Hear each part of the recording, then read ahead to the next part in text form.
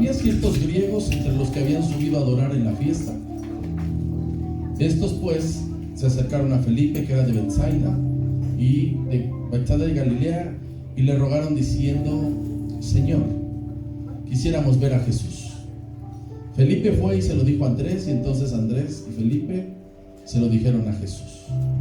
Jesús le respondió diciendo: ha llegado la hora para que el Hijo del Hombre sea glorificado. De cierto os digo que si el grano de trigo no cae en la tierra y muere, queda solo, pero si muere lleva mucho fruto. El que ama su vida la perderá, y el que aborrece su vida en este mundo para vida eterna la guardará.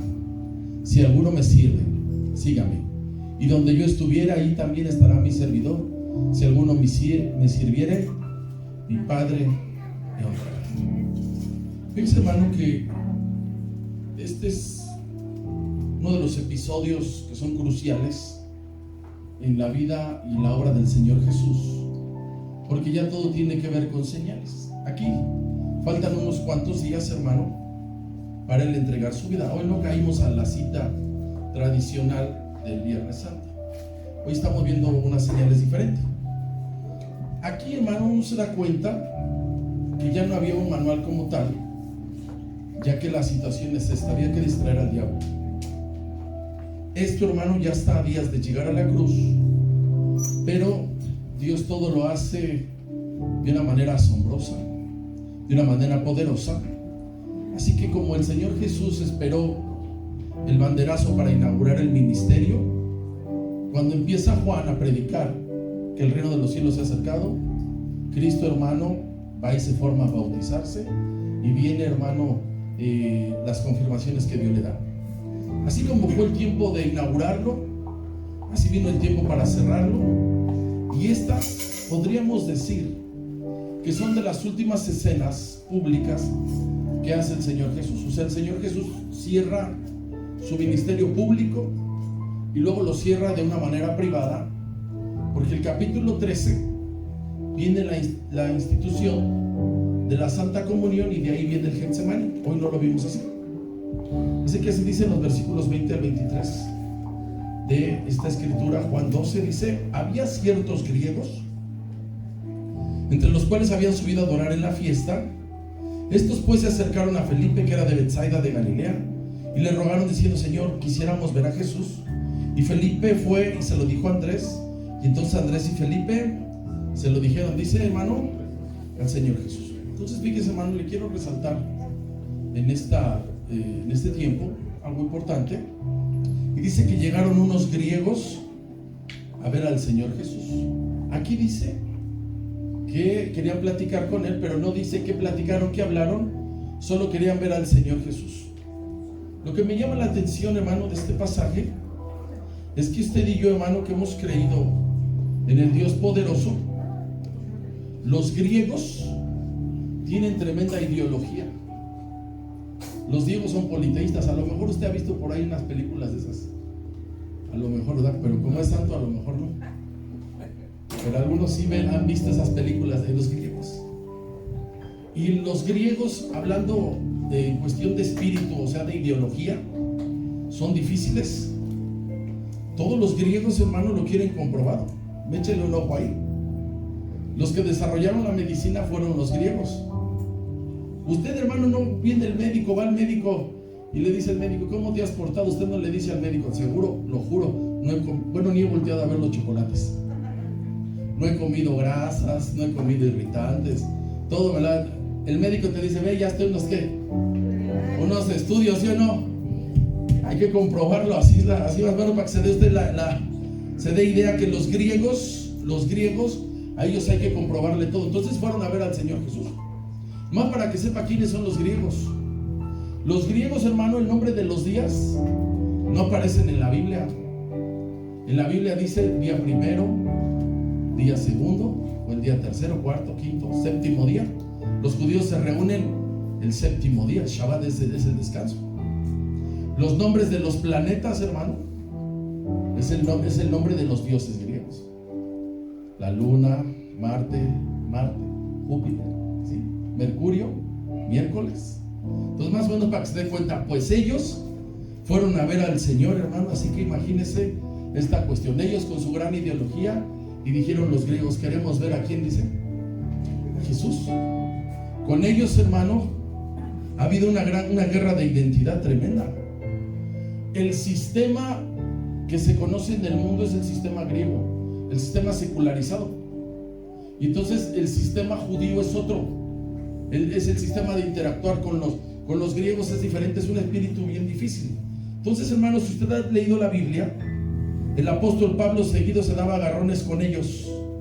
Vamos a Hechos 17.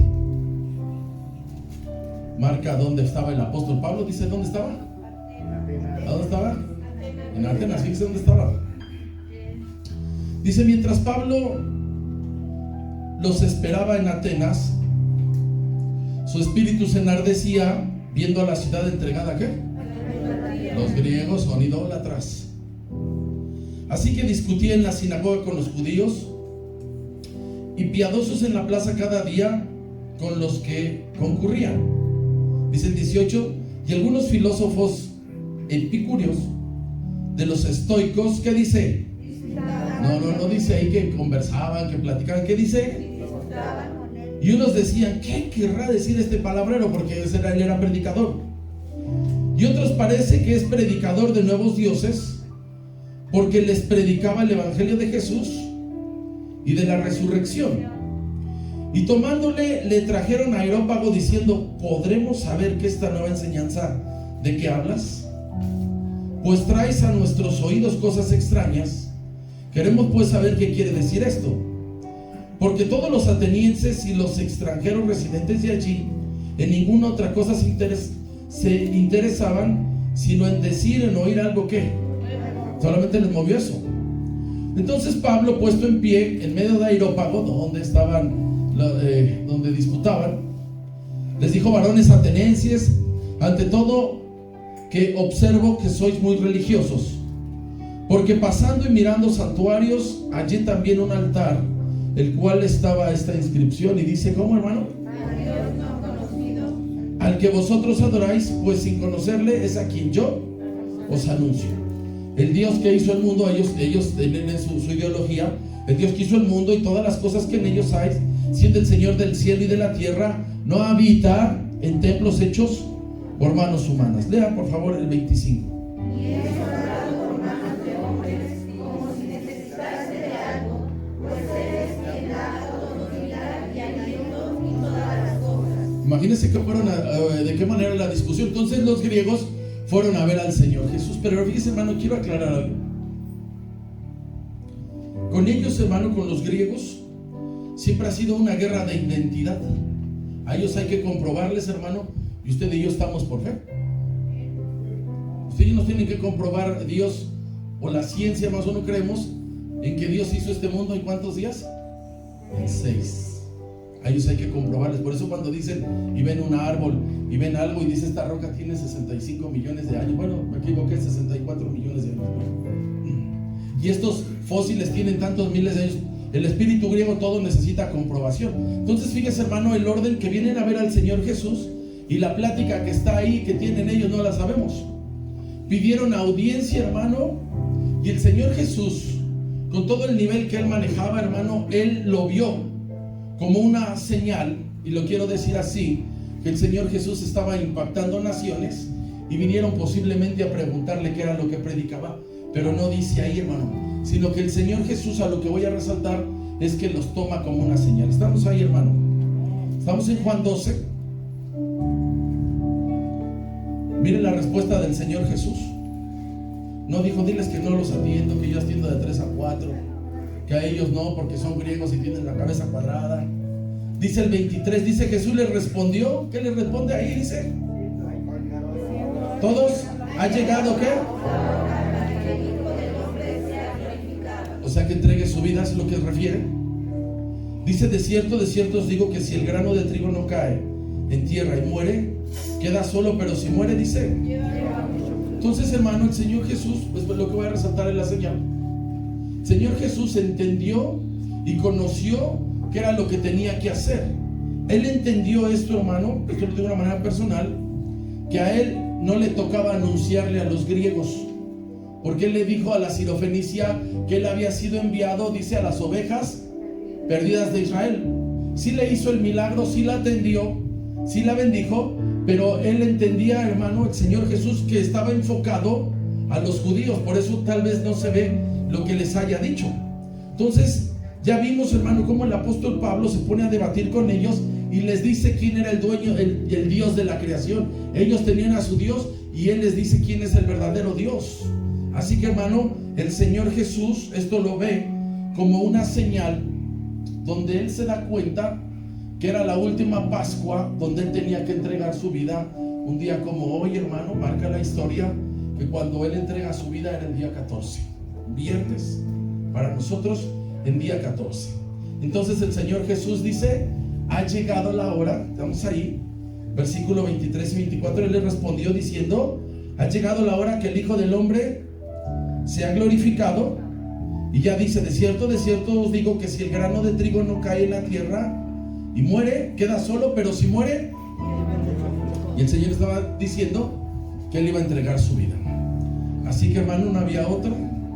Él tenía que entregar su vida, ir al lugar de los muertos por el llavero, porque él tiene las llaves. Amén. Así que deja algo importante, hermano, para las naciones, para nosotros, si queremos ser buenos siervos. Y para ser buenos siervos tenemos que morir como él ha muerto. Amén. Si uno dice: yo quiero servir, y no mueres a tu vida, si tú no mueres a ti, si no morimos a nuestros vicios, no podemos entregar nuestra vida. Versículos 25 y 26. El Señor: el que ama, todos, el que ama su vida la perderá, el que aborrece su vida en este mundo para vida eterna la guardará. Todos, si alguno me sirve, sígame.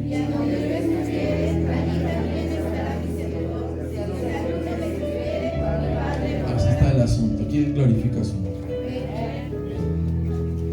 El llamado de Dios, hermano, es servirle a él de una forma entregada.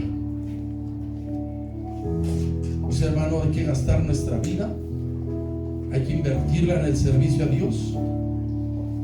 Y algo muy importante, y que quede claro, porque a veces, hermano, fallece alguna persona X, no sabemos qué decirles, ¿verdad? Y los pasamos directo al cielo. Es que Dios se lo quiso llevar, es que ya están con Dios. Perdónenme, hermano, si alguien cree diferente. Para ir a donde Él está, diga: sirviendo. Aquí dice: si alguien quiere estar donde yo estoy, ¿qué dice? Sírvame. ¿Qué dice? Sírvame. Y yo me voy a llevar a mi servidor. O sea, hermano, fíjense lo que le voy a decir: que la visa y el pasaporte para ir al cielo tienen que estar firmados de que usted sirvió. ¿Quién entiende esto, hermano? No se ven en el cielo más que siervos de Dios, hermano. No se ven más que personas. Usted ve al final en el Apocalipsis, usted nada más ve ahí a los ancianos que representan la iglesia, que están adorando a Dios. Pónganse en pie.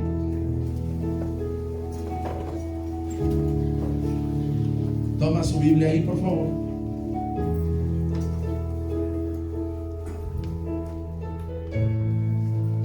Versículos 25 y 26, lo va a leer con fuerza, ya lo tiene ahí. Dice: el que ama su vida, ¿qué dice? Y el que aborrece su vida en este mundo, para vida eterna, ¿qué? Si alguno me sirve, ¿qué dice? Y donde yo estuviere, allí también estará mi servidor. Si alguno me sirviere, ¿qué? Ahora, ¿verdad? Que la cambia, si no andan diciendo: es que este narcotraficante, es que este artista está en el cielo. No. Aquí dice claramente el que sirve, hermano. Deje su Biblia y estamos adorando en el Evangelio de Juan. Estamos en el capítulo 12.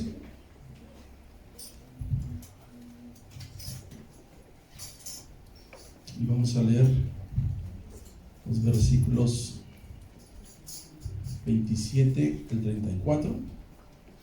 Estamos hablando de que la cruz es símbolo de victoria. Nosotros a veces la iglesia evangélica la coloca, pero no la adoramos. Nosotros teníamos una para ciertos días, para hacer representaciones, y nos faltó quien le afectó, pero no lo adoramos. No adoramos la cruz, sino decimos, hermano, cargue su cruz para que usted sea protegido de cualquier americanista, cualquier filisteo de esos que se acercan muy peligrosos. Cruz, símbolo de victoria. Nosotros lo vemos y decimos, Él venció ahí. Dicen los versículos 27 al 34, Juan, capítulo 12. Dice el 27, está el Señor Jesús en la misma escena que vimos en el otro segmento. Dice así, dice, ahora está turbada mi alma. ¿Y qué diré? Padre, sálvame de esta hora. Mas para esto ha llegado esta hora. Dice el 28, Padre, glorifica tu nombre. Entonces vino una voz del cielo, lo he glorificado y lo glorificaré otra vez. Y la multitud que estaba allí había oído la voz, decía que había sido un trueno, otros decían un ángel hablado, y respondió Jesús y dijo, no ha venido esta voz por causa mía, sino por causa de vosotros. Ahora es el juicio de este mundo, ahora el príncipe de este mundo será echado fuera, y yo seré levantado de la tierra, y a todos atraeré a mí mismo. Y decía esto dando a entender de qué muerte iba a morir. Lea conmigo 34, por favor. Le respondió la gente, nosotros hemos oído de la ley que el Cristo permanece para siempre. ¿Cómo pues dices tú que es necesario que el Hijo del Hombre sea levantado? ¿Quién es ese Hijo del Hombre? Estamos hablando, hermano, de cosas importantes, de cosas que están escondidas. Y una de esas, hermano, que estuvo escondido era que el Señor Jesús iba a llegar a la cruz, y esa forma, hermano, de esa muerte tan cruel, tan sádica, quien la eligió, hermano, ¿sabe quién fue? El Padre. No había, hermano, peor muerte en ese tiempo para los hombres que ser crucificado, y se les crucificaba a los peores criminales. Por eso el Señor, cuando Él está en la cruz, dice que estaban ahí 2 ladrones. No dice la Biblia quiénes. La religión popular dice que Dimas y Gestas. No dice, uno le busca por todos lados. No va a ser que alguien se llame Gestas aquí. Ya si es medio carón, dice, ya sabemos por qué es medio Gestas. Dios, hermano, eligió la muerte para Cristo. ¿Sabe, hermano? Queremos entenderlo así, con una forma de glorificarse de una forma única. Estamos ahí en Juan 27 y 28. Dice así, ahora está turbada mi alma. ¿Y qué diré? Padre, sálvame de esta hora, mas para esta hora, dice que he llegado. Y él, hermano, en su agonía, en su oración, dice, Padre, glorifica tu nombre. Y entonces viene una voz del cielo, la voz de Dios, que dijo, lo he glorificado. ¿Y qué dice? Este pasaje de Juan, hermano, el evangelio de Juan, lo llaman los estudiosos un evangelio diferente, porque los primeros 3 evangelios, Mateo, Marcos y Lucas, los llaman los sinópticos. Se parecen, viene la palabra sinónimo, se parecen. Y el evangelio de Juan no tiene esas escenas, él tiene estas, hermano. Del capítulo 12 de Juan al 18, dicen los que saben, hermano, que es la última semana del Señor Jesús. Entonces, hermano, fíjese cómo la está pasando el Señor Jesús. Está en una manera, él tensa como hombre, la está pasando difícil, pero sabe, hermano, él va a vencer ese estrés. ¿Verdad que dice el evangelio de Lucas que cuando él estaba orando, dice que parecía que sudaba gotas grandes de sangre? O sea, usted si está sudando y está estresado, es normal, ¿verdad? Pero ya, hermano, dicen los médicos que cuando es grande el estrés se revientan los vasitos, no los barritos, ¿eh? La cuestión está aquí, que el Señor Jesús, ¿cómo sale de ese momento tan difícil? Lo que revela, hermano, aquella cuestión, lo vamos a ver. Entonces aquí está este evangelio, no nos refiere la agonía del Getsemaní. Y aquí, hermano, es donde muestra al Señor Jesús peleando la batalla con un anhelo hasta cierto punto de no querer pasar por la cruz, hasta cierto punto. Si usted recuerda, en el Getsemaní, él ora y dice, Señor, líbrame de esta copa, dice, pero que no sea como yo quiero, sino que sea como tú quieres. Y sucede algo, ya muchos hemos pasado por esa edad. Cuando el Señor Jesús va a entregar su vida, tiene 33 años. No voy a decir cuántos tiene 33, porque estoy seguro que más de uno la va a levantar y otros ya la dobletearon. Pero cuando uno tiene 50, ¿se ve uno joven o no? Y déjenlo que se siente uno joven. Ya cuando te dicen, hay que correr a alcanzar, allá es cuando dicen, no, ahorita le hago por teléfono. Pero a los 33 años es joven. ¿Quién se quiere morir, hermano? Nadie. Si usted y yo pensamos en estas escenas, hermano, si el Señor Jesús se vence de otra forma y arrebatarle al enemigo lo que él se había quedado, no habría mucho mérito. El Señor tenía que obedecer al Padre y el Padre eligió la cruz. No lo puso el Señor más fácil, nuestro Dios no lo puso más fácil. Cualquiera diría, hermano, y diría, bueno, ¿y por qué el Señor no mandó un ángel y agarró a trompones al diablo y le dijo, dame las llaves? Había que recuperar lo que se había perdido, diga, legalmente. Hombre a hombre.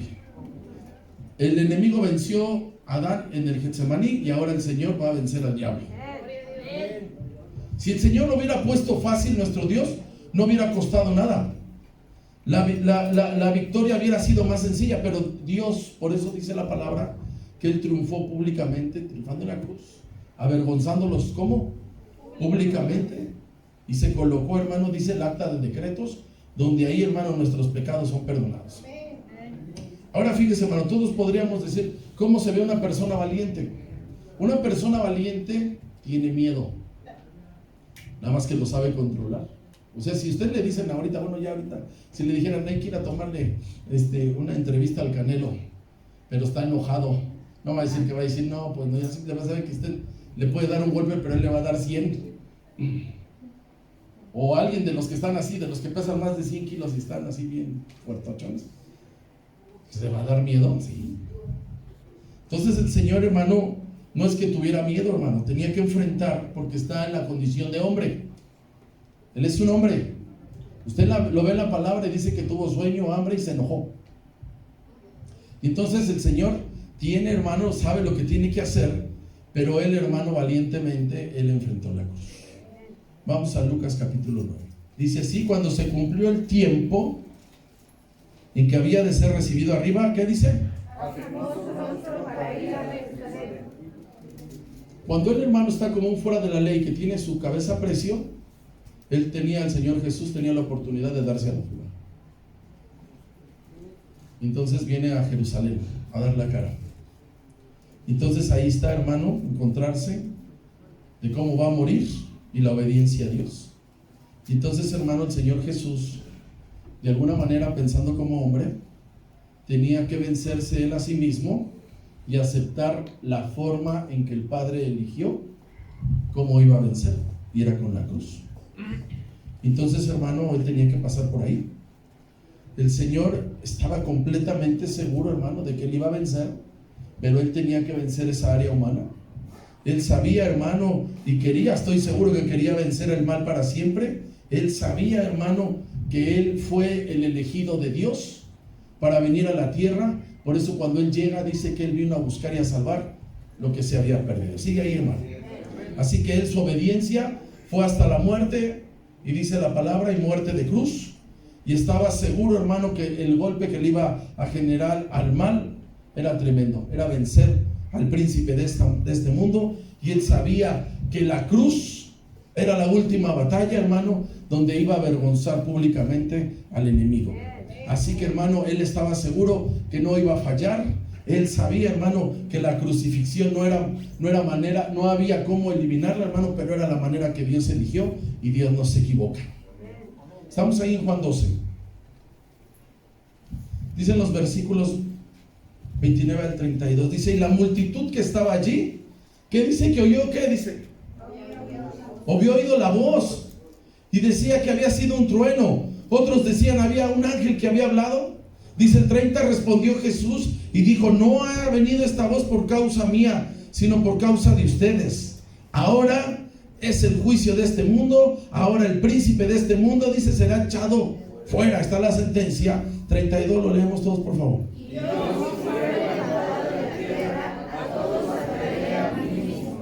Vea qué palabras de Cristo. Anhelaba la victoria. Él también quería vencer al enemigo. Él también quería, hermano, que todos se le sometieran. Pero sabe, la única manera que hoy entendemos es que Él quería conquistar los corazones de nosotros para siempre, y fue en la cruz del Calvario. Y sabe, hermano, usted y yo, cuando entendemos y sabemos y creemos en la obra redentora, ese era nuestro lugar.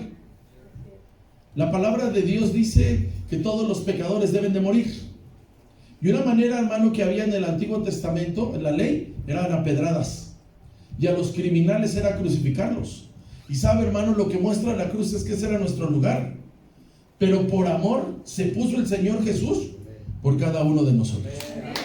Por cada uno de nosotros. Así que esa semana, hermano, del Evangelio de Juan, capítulo 12 al 18, había gran tensión, porque Cristo sabía que el triunfo tenía que ser un viernes 14, por eso es el Viernes Santo, viernes 14, día 14 del calendario judío. A veces sí coincide con el que nosotros tenemos, a veces no. Y era llegar a las 3 de la tarde como este día, y ahí llegó el Señor y se presentó. ¿Qué sucedió, hermano, en ese tiempo de tensión, donde el Señor Jesús está pasándola difícil y hace una oración en voz alta en el versículo 28 y dice: Padre, glorifica tu nombre? Y dice, hermano, que inmediatamente, ¿verdad que no hubo un silencio? Usted vas a hacer algo en tu casa, tienes algún proyecto y luego le dices a la familia: ¿quién me va a apoyar? Y hay un silencio. ¿Quién me va a acompañar aquí? Ya ni las niñas, nadie. Señor Jesús va a ir a la cruz y se siente angustiado y dice: Padre, glorifica tu nombre. ¿Y qué dice? Lo he glorificado y lo voy a volver a hacer.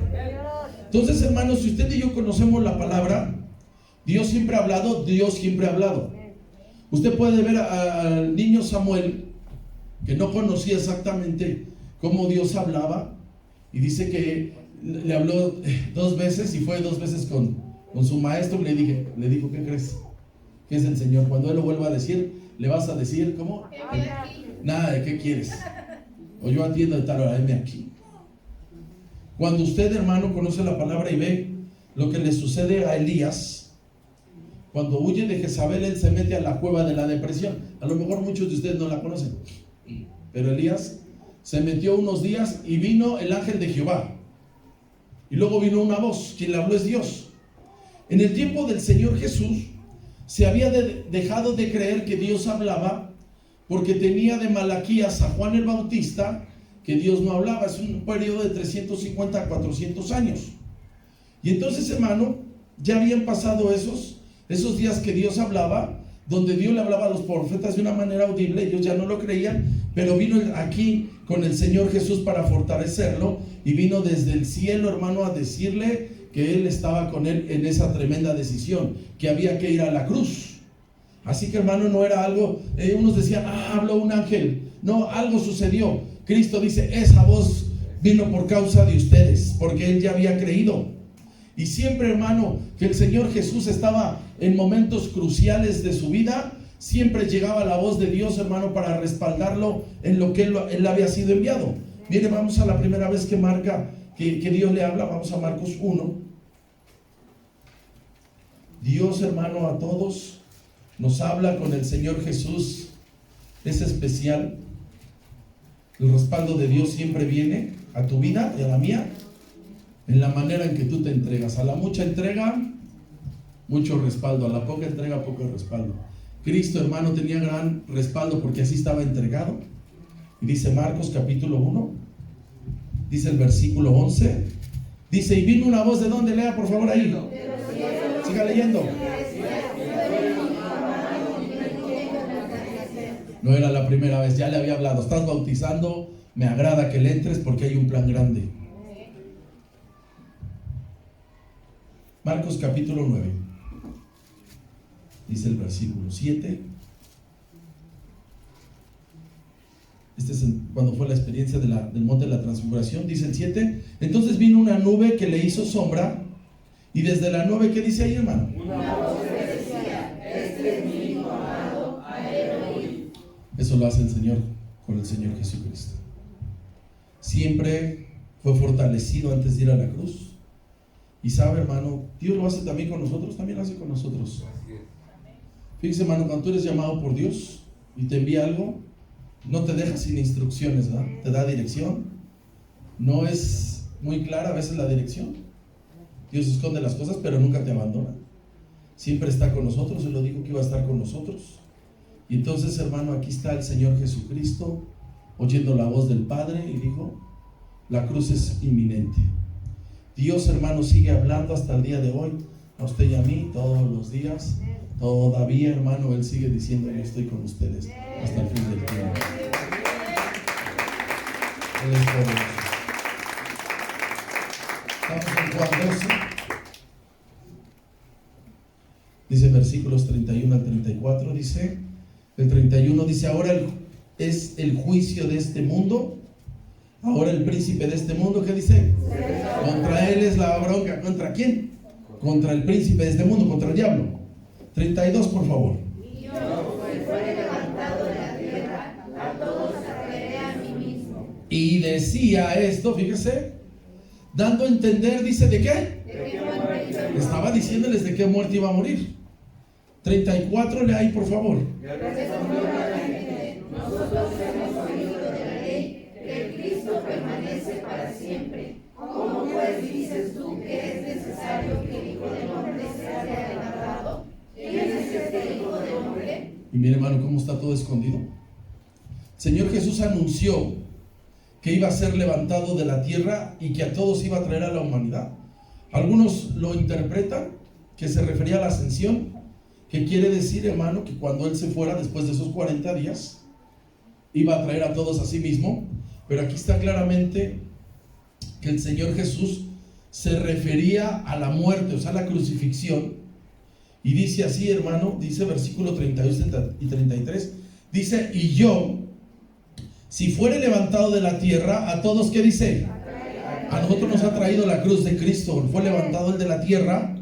Y dice el 33, todos por favor. Y decía esto dando a entender de qué muerte iba a morir. La crucifixión. Aquí está, hermano, nuevamente.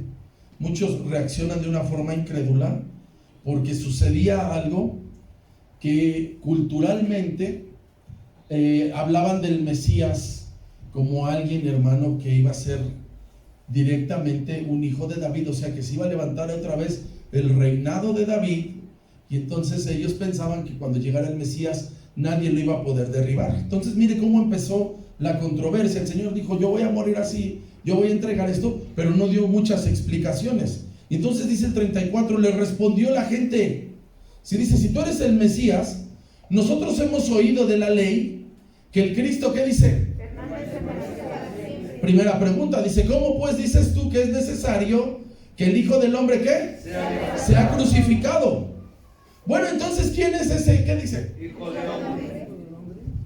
Todas las personas estaban confundidas porque ellos decían que el Mesías era invencible, y así es. Pero no era como ellos decían políticamente. Ellos mismos decían, les empezaron a citar las escrituras. Ellos conocían las escrituras, pero no entendían cómo iba a ser la victoria. Ellos pensaban que había que vencer a los romanos. No, había que vencer al príncipe de este mundo. ¿Quién es? Clientes número 1 del enemigo. Ya sabe quiénes son. Ya no les dejaron hacer su fiestecita este año. Bueno, no es contra ellos, es contra el príncipe de este mundo. Dice Daniel 7, 13 y 14, dice así. Dice el profeta: miraba yo en la visión de la noche, y aquí con las nubes del cielo venía como un hijo de ¿qué? Para eso viene la expresión. Al Mesías le decían el Hijo del Hombre, que vino hasta el anciano de días y le hicieron acercarse delante de él, y le fue dado dominio, gloria y reino, para que todos los pueblos, naciones y lenguas le sirvieran. Su dominio es dominio eterno que nunca pasará, y su reino uno que nunca será destruido. Vino la confusión para ellos. Había que jalar al enemigo, hermano, a la cruz. Dice Ezequiel 37, dice en versículos 24 y 25, dice: mi siervo David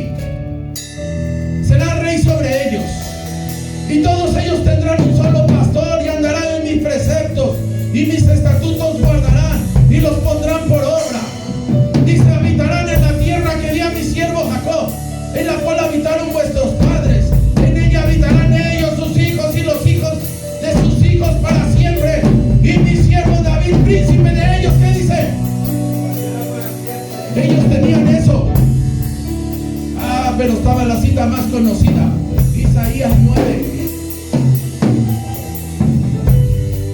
Y vino la confusión.